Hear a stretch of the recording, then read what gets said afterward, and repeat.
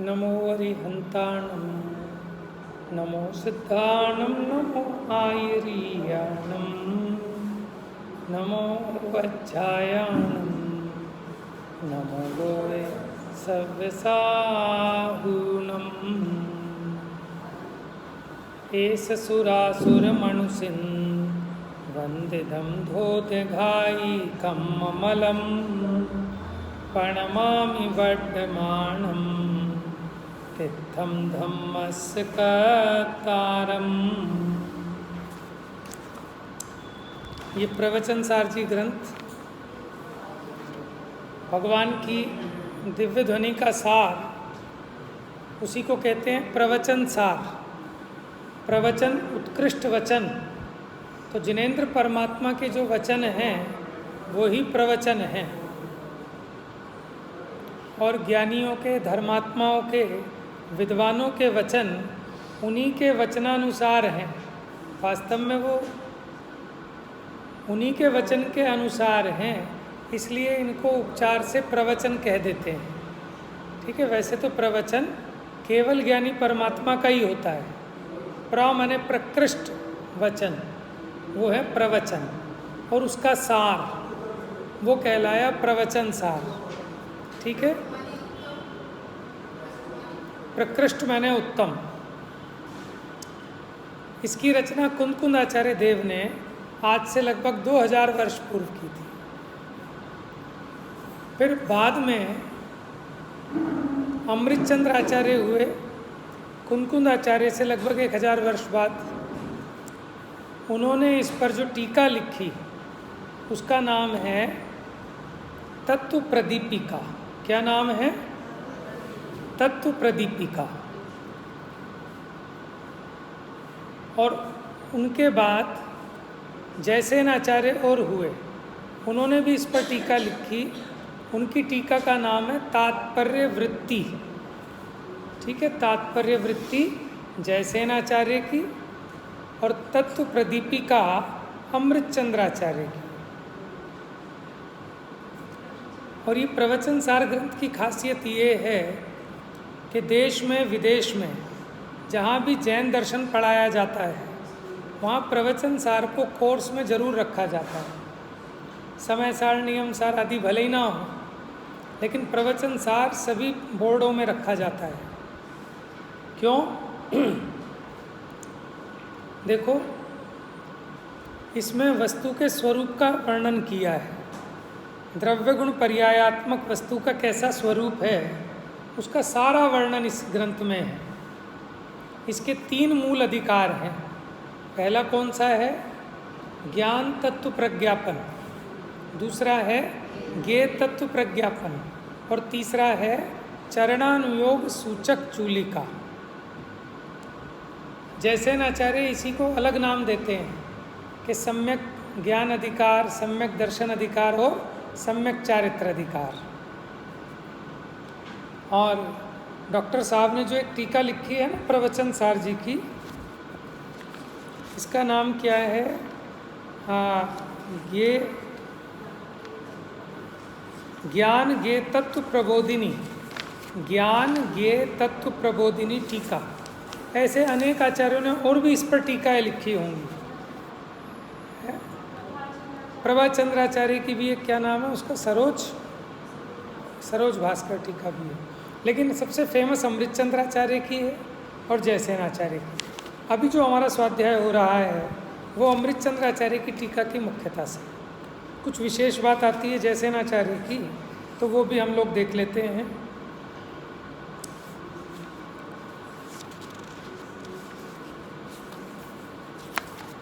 इन्होंने मेरे ख्याल से देव, शास्त्र और गुरु, शायद ये देव गुरु ऐसा धर्म, ऐसे अधिकारों के नाम दिए डॉक्टर साहब ने।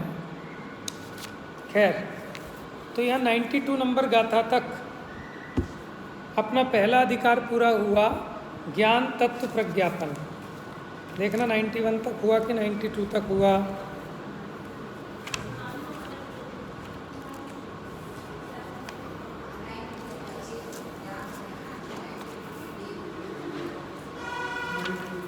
हाँ जी, 93 से ज्ञेय तत्व प्रज्ञापन प्रारंभ हुआ। ज्ञान तत्व में क्या बताया कि ज्ञान का क्या स्वरूप है, केवल ज्ञान का क्या स्वरूप है, पूर्ण ज्ञान कैसे जानता है, और ज्ञान किसको जानता है उसको कहते हैं ज्ञेय। तो अब दूसरा अधिकार प्रारंभ हुआ कि ज्ञान जिसको जानता है उस ज्ञेय का क्या स्वरूप है। तो ज्ञेय क्या है कि जगत के समस्त पदार्थ ज्ञेय हैं। तो पदार्थ कैसे हैं कि वो द्रव्य गुण पर्यायात्मक हैं, उत्पाद व्यय द्रव्यात्मक हैं, सत्ता सहित हैं। इस प्रकार अब पदार्थ का निरूपण हो रहा है। क्योंकि आत्मा भी एक पदार्थ है तो उसको भी समझना जरूरी है। तो जब तक हम वस्तु के स्वरूप को नहीं समझेंगे तो फिर आत्म वस्तु को कैसे समझ पाएंगे। देखो ये जो ग्रंथ है ये उच्च कोटि का ग्रंथ है, माने बहुत सरल नहीं है ऐसा कि आपको ऐसे जैसे कथा की तरह पढ़ रहे हो, ऐसा नहीं। क्लिष्ट शब्द हैं, ठीक है ना। और संस्कृत में टीका लिखी गई अमृतचंद्र आचार्य की, तो संस्कृत निष्ठ शब्दों का प्रयोग है। तो हमको लगता है कि इन चीज़ों में हमें क्यों उलझा रहे हो, हमें तो सीधी बात बताओ। तो भैया सीधी बात सुनने में दो बातें हो सकती हैं कि एक तो आपकी रुचि बहुत तीव्र हो कि मुझे तो अभी आत्मा में डूब जाना है, मेरे पास इतना टाइम नहीं है। दूसरा प्रमाद भी हो सकता है कि कौन अपनी बुद्धि को कष्ट दे, कौन मेहनत करे, सीधा सीधा सिंपल सा ऐसा कुछ बता दो।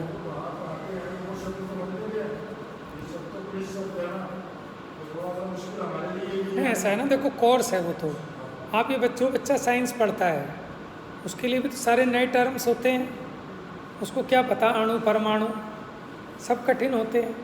लेकिन जब वो कोर्स है तो सीखते हैं। अच्छा जो अन्य दर्शन है, बौद्ध दर्शन है, सांख्य दर्शन है, उनके भी कठिन लगते हैं, लेकिन जो पढ़ते हैं तो सीखते हैं उसको कोर्स की तरह। तो अब अपना प्रश्न ये खड़ा होता है कि लोग बाग कम पढ़ते हैं इन ग्रंथों को, ठीक है। प्रवचन कोई एक दो इम्पोर्टेंट गाथाएं सुन ली तो सुन ली, लेकिन आद्योपांत इसको पढ़ने से बचते हैं। क्यों? क्योंकि इसमें बुद्धि ज़्यादा लगानी पड़ती है। तो हमारा कहना ये है कि आप बुद्धि को बचाकर कहाँ लगाना चाहते हो, है ना। हमारी बुद्धि फालतू है, इसलिए तो हम कहते हैं मन नहीं लगता। मन इसलिए नहीं लगता क्योंकि हमारी बुद्धि तो है ज़्यादा, हम अपनी बुद्धि को उतना प्रमेय देते नहीं, ठीक है ना। अभी हम यहाँ अगर सरल विषय लें तो आपको नींद आ जाएगी, ठीक है। अंदर में सीखने की जिज्ञासा भी नहीं जगेगी। आप कहोगे तो पता ही है, ये तो पता ही है, ये तो पता ही है। तो सीखना तो वही चाहिए जो, माने बाकी चीज़ें तो आप अपने आप से भी पढ़ सकते हो। तो शास्त्र सभा में हमें चुन चुन कर वो विषय लगाने चाहिए कि जो वाकई में कठिन हो और जिनको हम अपने आप स्वयं से नहीं समझ पा रहे, ठीक है। ये चर्चा मैंने इसलिए की क्योंकि किसी को इस विषय को सुनकर, ठीक है, आलस्य भी आ सकता है, अरुचि भी लग सकती है कि क्यों हमें इतना बता रहे हो। लेकिन ये बात पक्की है कि जिसने प्रवचन सार ग्रंथ को समझ लिया, ठीक है ना, उसे समय सार का अर्थ जो समझ में आएगा वो प्रवचन सार पढ़े बिना जैसा अर्थ समझ में आता है, और प्रवचन सार पढ़ने के बाद जो समय सार का अर्थ समझ में आएगा उसमें ना तो स्वच्छंदता आ सकती, न प्रमाद आ सकता, और वस्तु का स्वरूप बहुत स्पष्ट क्लियर समझ में आएगा। और हम ये मान के चल रहे हैं, हमारी अपेक्षा नहीं है कि हमें 100% समझ में आ जाएगा।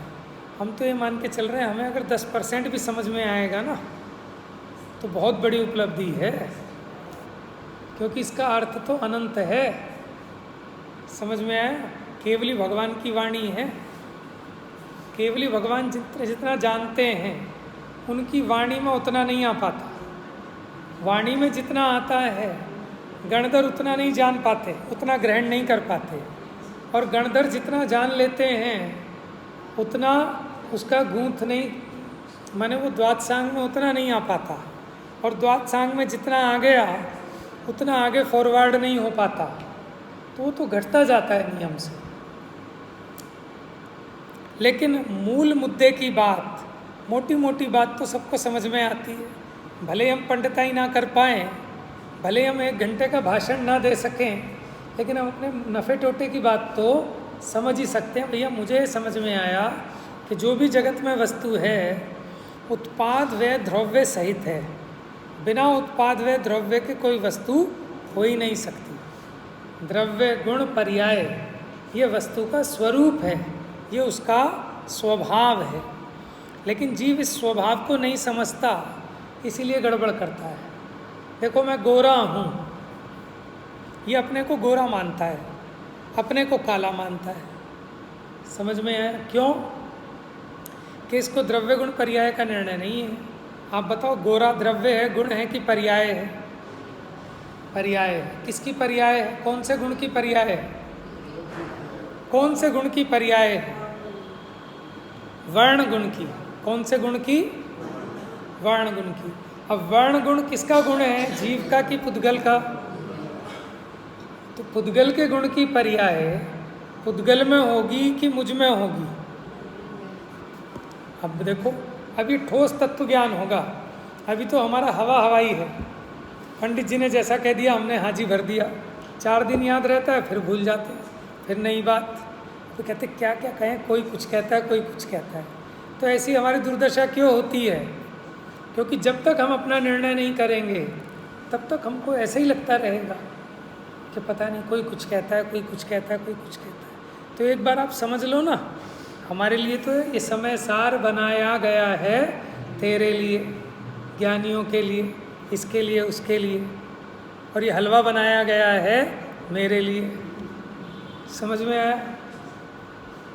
तो अब आप बताओ, जो मिठास आई, बढ़िया हलवा खाया ना कल? था हलवा वहाँ पे? था? तो हलवा खा के लोग क्या कहते हैं? वाह भैया मज़ा आ गया। ठीक है, अब एक बात बताओ, जो हलवे का स्वाद है वो गुण है, पर्याय है कि द्रव्य है? हलवे का जो स्वाद आया ना, स्वाद है हलवे में, मिठास का जो परिणमन है वो उसकी पर्याय। किसकी पर्याय है? पुद्गल की के जीव की?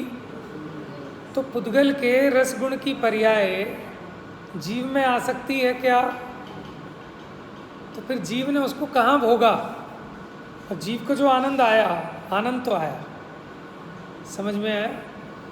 अब वो हलवे में से आया कि प्रोग्राम में से आया कि एसी की ठंडक में से आया? कहाँ से आया? अब ये पक्का ठोस निर्णय किसको होगा कि जिसको द्रव्य गुण पर्याय की सही समझ होगी? फार्मूला होना चाहिए ना, फिर तो कितने सवाल हल कर लो, फार्मूला आना चाहिए। तो ये फार्मूला है। आप माने आप इस पर 100 घंटे प्रवचन कर सकते हो। आप लगाओ, सब चीज़ों में भेद ज्ञान करो कि जिस जिस चीज़ में आप जिसके आधार से कसाय करते हो, राग द्वेष करते हो, तो पहले ये तो निर्णय कर लो कि उसका कुछ अंश मेरे में आया कि नहीं आया। तो मेरे में जो आनंद आया वो मेरे गुण की पर्याय है कि वो हलवे की पर्याय है? देखो ये तो पक्की बात है, आनंद तो आया है जीव। ठीक है, अब ये सोच, अपने को क्या लगता है कि हलवे में से आया, तो फिर ये हलवे की तरफ दौड़ लगाता है, कहाँ से आता है? ठीक है, अब यही तो निर्णय करना है। तो हलवा था ना, अब 1 किलो हलवे में से 1 किलो आनंद आता होगा। 100 ग्राम खाया था आपने तो 100 ग्राम आया, तो 100 किलो खिलाएंगे हम तो 100 किलो आनंद आना चाहिए, लेकिन नहीं आता। देखो आनंद तो आया है, आनंद अभी देखते हैं ना कहाँ से आएगा। आनंद किस द्रव्य की पर्याय है? किस द्रव्य की पर्याय है आनंद? द्रव्य बताओ पहले। द्रव्य 6 द्रव्यों में से हलवे में आनंद नाम का गुण ही नहीं है। ठीक है, जीव। अब जीव के कौन से गुण की पर्याय है? सुख गुण की कह लो। ठीक है, सुख गुण है ना आत्मा में, सुख गुण का परिणमन हुआ, आनंद कह लो। ठीक है, इसका मतलब मेरे में गुण है। लेकिन ये जो हलवा खा के आनंद मानता है, ये जो 5 इंद्रिय के विषय भोग के आनंद मानता है, ये उसका वैभाविक परिणमन हो रहा है। क्या हो रहा है? अच्छा, वो सुख नहीं है, दुख। जैसे किसी को खाज का रोग लगा हो और वो खुजाए, मज़ा आता है? आता है ना?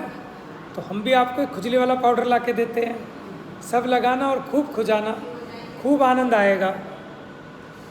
या फिर वो बेचारा खुजली वाला खुजाता तो है लेकिन डॉक्टर से इलाज भी कराता है। इसका मतलब वो उस खुजाने को उपादेय नहीं मानता, लेकिन वो खाज की पीड़ा सही नहीं जाती, इसके लिए बस उपचार मात्र खुजाता है। तो वो तो है ज्ञानी समझदार। और जो समझता है खुजाने में ही आनंद है, वो अज्ञानी है। तो यही अंतर है ज्ञानी और अज्ञानी में।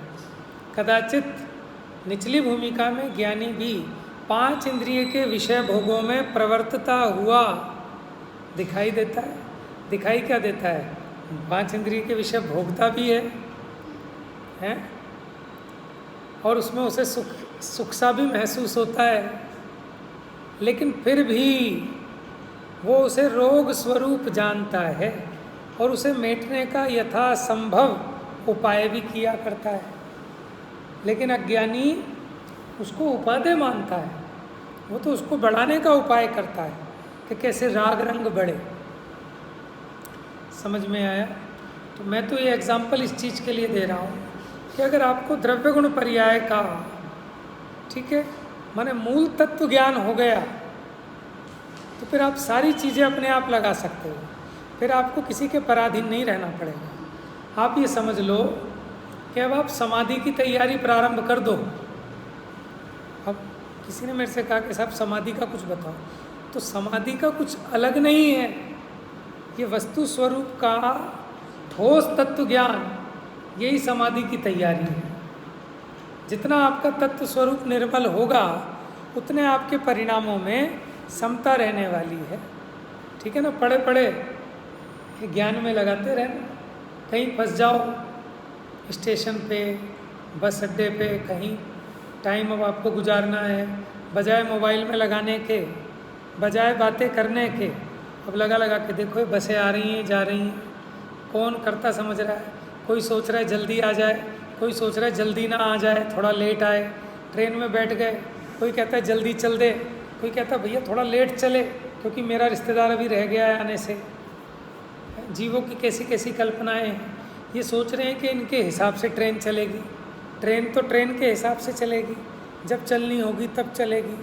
तो पड़े पड़े जब आपको निरंतर ऑटोमेटिक ऐसा विचार आएगा तो आपके परिणामों में आकुलता नहीं होगी कि ट्रेन क्यों नहीं चल रही, ट्रेन चले जल्दी से। ठीक है? ऐसे सब चीज़ों में लगा लेना। अनुकूल कहो प्रतिकूल कहो, यह झूठी मन की वृत्ति है। बस ये मन की खोटी कल्पना है कि अनुकूल है कि अच्छा बताओ गोरा रंग अच्छा कि काला रंग अच्छा है। ये तो बस मन की आपकी कल्पना है। बाल सफ़ेद अच्छे कि काले अच्छे, बताओ? ये तो मन की कल्पना। जिसे सफ़ेद अच्छे लगे तो वो सफ़ेद डाई कराते हैं, जिन्हें काले अच्छे लगे वो काली डाई कराते हैं। मुझे जब शुरू में पता चला, मैंने सोचा, मैंने कहा क्या चक्कर है, किसी किसी के बाल ऐसे सफ़ेद होते हैं एकदम चिट्टे एकदम, तो पता चला कि वो वाइट कलर की डाई कराते हैं। हाँ, समझ में आया?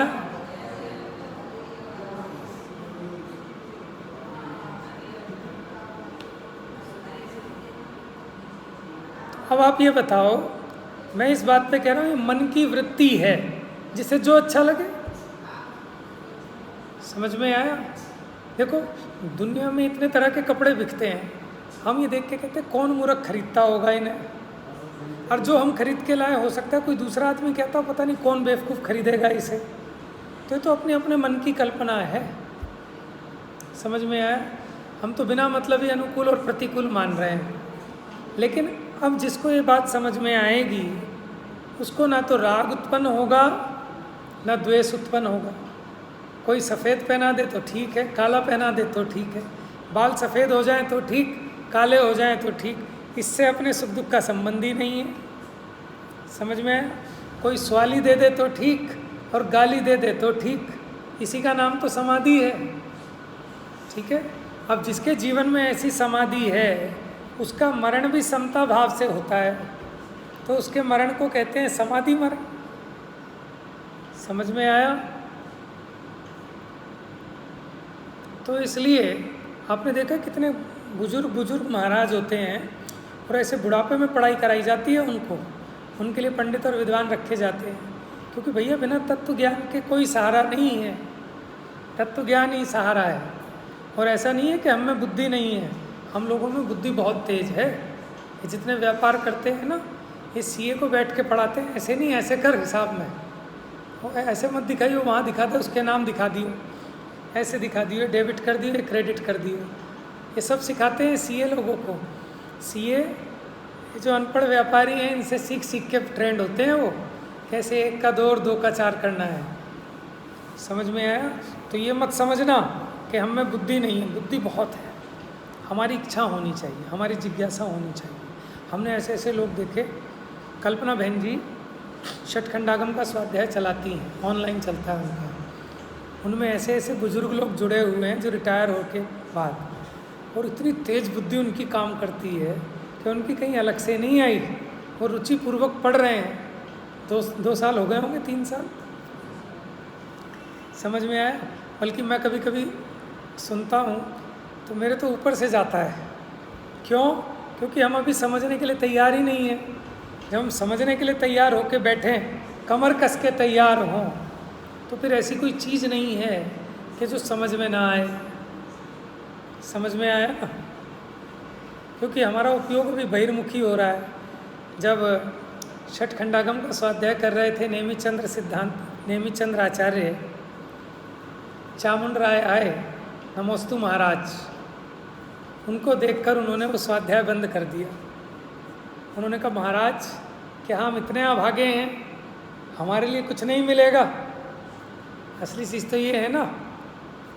तो नेमिचंद्र आचार्य को विचार आया और उन्होंने कहा, भैया तुम जैसे राजनीति में अटके और भटके हुए लोगों को, ठीक है, ये गूढ़ तत्व ज्ञान कैसे समझ में आएगा? क्योंकि इसके लिए तो परिणति बड़ी शांत चाहिए, क्योंकि चंचल चित्त रहता है ना जो उन कामों में उलझा है। फिर भी उनको बहुत करुणा थी, वात्सल्य था, तो षटखंडागम का सार लेकर चामुंड राय के लिए गोमट सार की रचना की। किसने? नेमिचंद्र आचार्य ने। वो अलग हैं सिद्धांति देव, ये सिद्धांत चक्रवर्ती हैं। नेमिचंद्र सिद्धांत चक्रवर्ती, और एक नेमिचंद सिद्धांति देव हैं, वो अलग हैं। एक द्रव्य संग्रह वाले हैं, वो अलग हैं। और जिन्होंने गोमट सार लिखा, ये नेमिचंद्राचार्य अलग हैं। तो उनके लिए उन्होंने गोमट सार की रचना की। ये चामुंड राय को जानते हो ना आप? बाहुबली प्रतिमा जिन्होंने विराजमान कराई थी। तो हम ये कहते हैं कि अगर आप समझने की दृष्टि से बैठेंगे कमर कस के, तो ऐसा कोई विषय नहीं है जो आपको समझ में ना आए।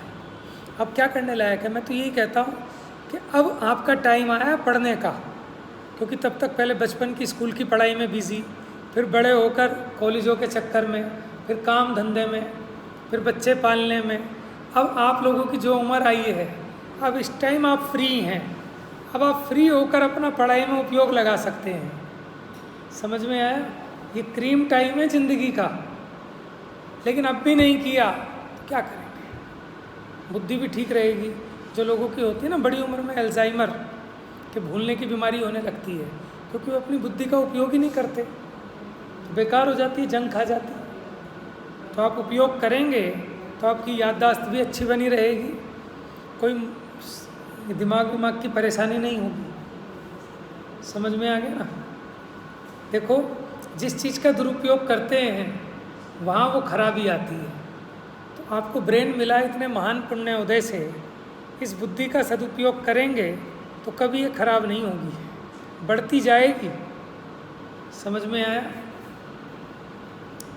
तो चलिए, ये तो मैंने आपको एक प्रेरणा दी है, क्योंकि विषय कठिन है, लेकिन उसके पहले हम लोग तैयारी होनी चाहिए हमारी। ठीक है?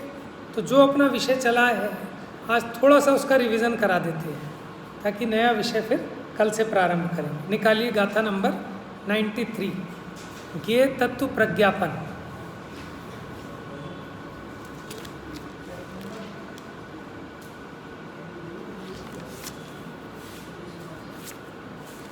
मिल गया पेज नंबर 162, 162।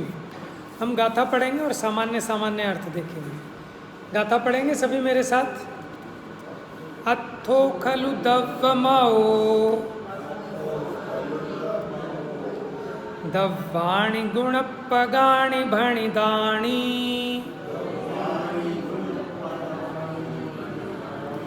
तेहिं पुणोपज्जाया पज्जय मूढ़ा ही पर समया।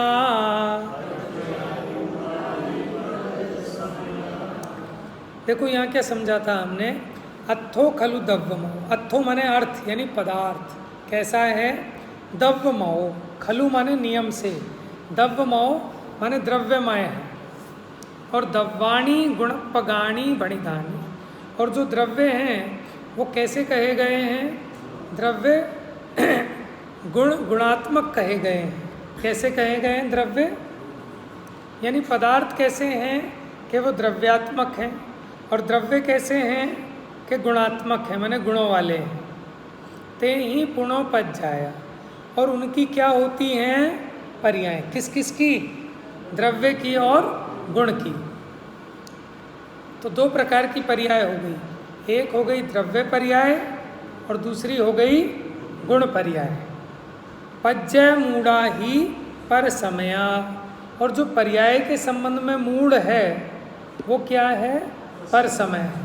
पर समय माने मिथ्या दृष्टि है, अज्ञानी है। ठीक है, इतनी बात कि जिसको पर्याय का विवेक नहीं है, पर्याय के संबंध में मूढ़ता, क्योंकि सारा जगत पर्याय संबंध में मूढ़ता कर रहा है। हलवे में से मज़ा आ गया, ठीक है, नींबू से दाल खट्टी हो गई, शक्कर से दूध मीठा हो गया, ये सब पर्याय मूढ़ता है। क्यों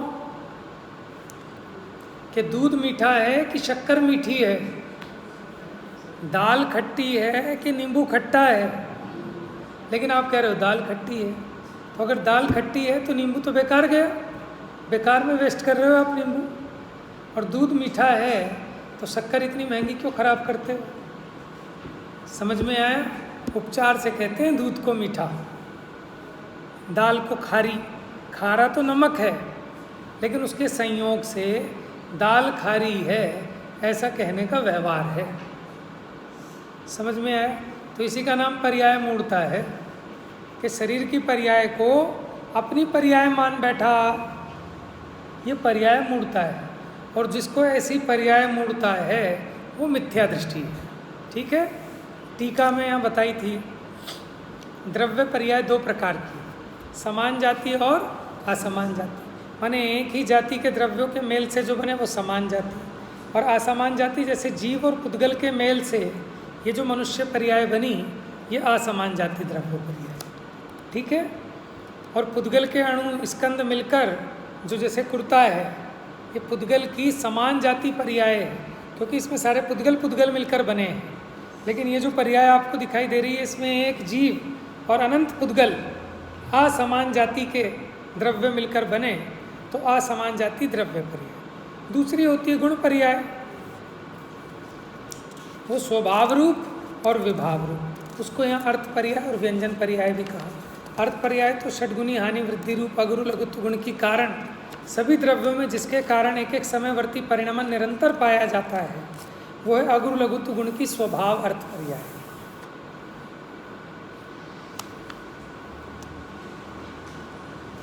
और दूसरी बताई विभाव पर्याय। अब विभाव पर्याय में बहुत चीज़ें ले सकते हैं आप। मोटे रूप से जो कर्म के उदय आदि के निमित्त से जीव की पर्याय होती हैं, मोह राग द्वेष की पर्याय, ठीक है, ये सब विभाव पर्याय हैं। चलिए अगली गाथा। देखो ज्ञापन माने क्या होता है। विज्ञापन बनाए ना एक शब्द, माने उसको प्रसिद्ध करना, उसकी घोषणा करना, एक होता है ज्ञापन पत्र, उसको कहते हैं घोषणा पत्र। तो भगवान ने इस वस्तु के स्वरूप की घोषणा की है प्रकृष्ट तरीके से, तो इसका नाम हो गया प्रज्ञापन। यानी उसका निरूपण, उसकी घोषणा, उसके बारे में बताना, कहना, वो सब प्रज्ञापन है। देखो एक बात और है, अगर आप इसका संधि विच्छेद करें, एक तो होता है प्रज्ञापन, ठीक है, एक होता है प्रज्ञापन। तो यह प्रज्ञापन है, इसमें उपसर्ग प्र है, ठीक है। और प्रज्ञापन में अगर देखें तो उसमें उपसर्ग नहीं है, उसमें मूल शब्द है प्रज्ञा और उसके पीछे लगा है पन, तो वो प्रत्यय है जो किसी मूल शब्द के पीछे जुड़कर उसके शब्द में, उसके अर्थ में विशेषता लाते हैं।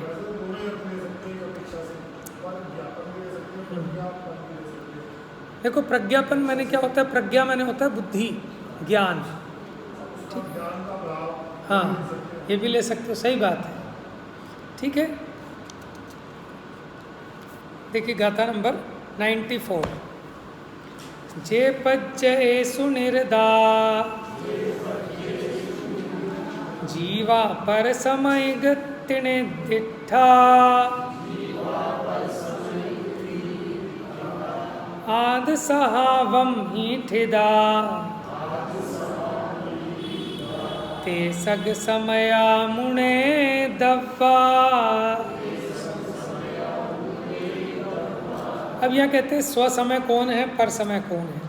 जो पज्जयेषु निर्धा, जो पर्यायों में निरत है माने लीन है, पर समय इति निर्दिष्ठा, उसको पर समय इति माने इस प्रकार, निर्दिष्ठा माने कहा गया है। क्या कि जो पर्यायों में, कौन सी पर्यायों में, ये मनुष्य, मैं मनुष्य हूँ, मैं अमीर हूँ, मैं गरीब हूँ, मैं गोरा हूँ, मैं सुखी दुखी, मैं रंग राव, मेरे धन ग्रह गोधन प्रभा, मेरे सुततीय में सबल दीन, बेरूप सुभग मूरख प्रवीण। तो ये जो पर्याय, इसका नाम है जो पर्यायों में लीन है, क्या है वो, पर समय है। पर समय माने मिथ्या दृष्टि है। आद सहावम ही, आद माने आत्मा, सहाव माने स्वभाव में, ठिदा माने स्थित है, कि जो अपने आत्म स्वभाव में लीन है, जैसा अपना स्वरूप है उसे ही अपना स्वरूप मानता है। ते सग समया, वे स्व समय, मुने दव्वा, मुने दव्वा माने जानो, ठीक है। जो अपने आत्म स्वभाव में लीन है उन्हें स्व समय जानो, और जो पुद्गल की पर्यायों में लीन है उन्हें पर समय जानो। मैंने मिथ्या दृष्टि और सम्यक दृष्टि की परिभाषा दे दी कि जो अपने गुण पर्यायों में एकत्व करता है वो सम्यक दृष्टि है, और जो पर के गुण पर्यायों में एकत्व करता है वो मिथ्या दृष्टि है। समझ में आया? चलिए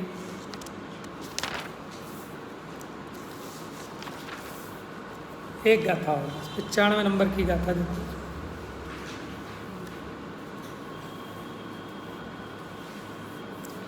अब यहाँ कह रहे हैं कि द्रव्य किसे कहते हैं। अब विषय चालू हो गया द्रव्य गुण पर्याय उत्पाद व द्रव्य का। मिल गया आपको पेज नंबर 170, गाथा नंबर 95। अपरिचित सहावे नुपादवयथुवत् संबद्धम,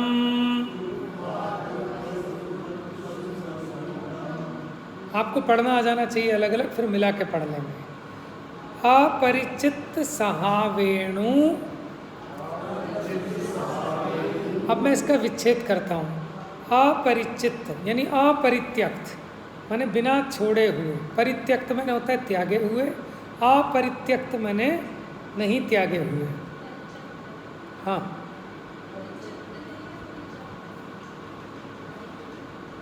मैंने परिचित बोला होगा, कोई नहीं, सुधार कर लेना। इसका हिंदी मतलब क्या है? अपरित्यक्त माने बिना छोड़े। किसको? सहावेणु, सहावेण, सहावेण, सहावेण माने स्वभावेण। और जो ऊ है ना, ऊ, अब आगे उसके साथ पढ़ेंगे, ऊ के साथ देखो, उपपाद। और ये जो वव्वय छप गया है ना, व्यय होना चाहिए। व्यय ध्रुवत्व संबद्धम, यानी उत्पाद व्यय ध्रुवत्व यानी द्रव्य संयुक्त है, इससे संबंधित है। अब पढ़ेंगे एक साथ। अपरिचित सहावेणुत्पाद द्रव्य ध्रुवत्व संबद्धम, अपरिचित सहावेणुत्पाद द्रव्य ध्रुवत्व संबद्धम।